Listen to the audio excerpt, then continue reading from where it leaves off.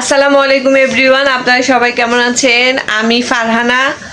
তো ছোট্ট একটা ব্লগ নিয়ে চলে আসছি আপনাদের সামনে, নতুন একটা ব্লগ। আজকে তো নতুন বছরের নতুন দিন, তাই আমরা তিনজন ছিলাম, এখন কিন্তু আমাদের ঘরে একটা নতুন সদস্য হলো। এখন আমরা হলাম চারজন। তো আজকে আমরা চারজন মিলে একই রঙের, একই ড্রেস, একই সব কিছু আমরা কিন্তু সুন্দর করে আমরা ছোটোখাটো মানুষ, ছোটোখাটোভাবে যা রেডি করতে পারছি সেটাই আমরা আজকে পরবো। তো পরে আপনাদের সামনে আমরা হাজির হয়ে যাব। আপনারা কিন্তু কোথাও যাবেন না, আমার পুরো ভিডিওটা দেখবেন।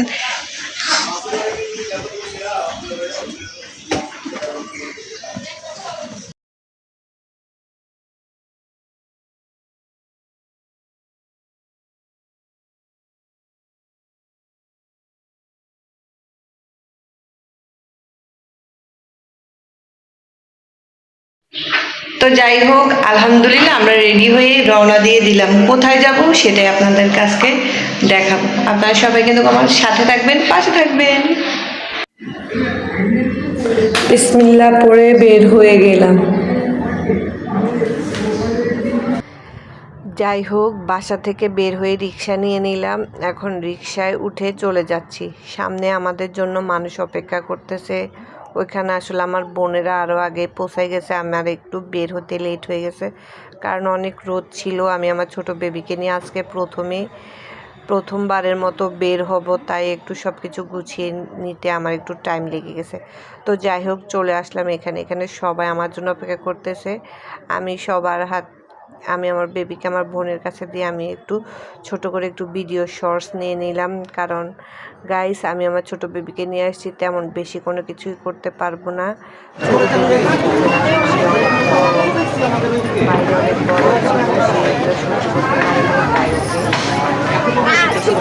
রাখবো না, আমরা চলে যাব। তো এখানে ওরা সবাই মিলে একটু ভিডিও করলো, আমিও একটু করলাম। আর এখানে জায়গাটা অনেক সুন্দর। আপনারা যদি আমাদের বাসার আশেপাশে থাকেন, আপনারা কিন্তু অবশ্যই এই জায়গাটায় গিয়ে ঘুরে আসবেন।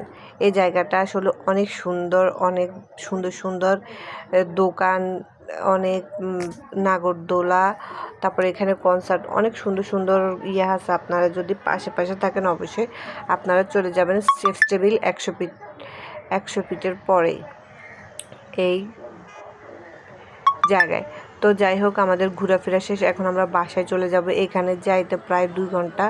আমরা রিক্সায় বসে আছি বিরক্ত হয়ে। গাইস আমি এখন হেঁটে চলে যাব বাসায়। আমার পিছনে কিন্তু অনেক লোকে আসতেছে, আর আমার পিছনে আমার বোনেরা, ওরা আসলে 2 ঘন্টা লাগছে ওদের ওই জায়গা থেকে, ওদের মানে হেঁটে হেঁটে বাসায় আসছে, তারপরেও 2 ঘন্টা লাগছে।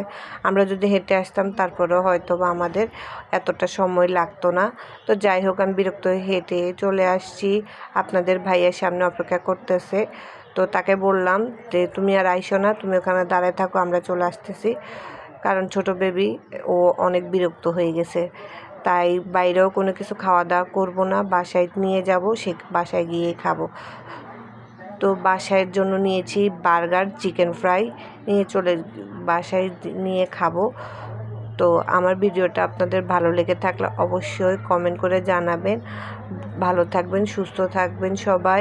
আল্লাহ হাফেজ, আসসালামু আলাইকুম।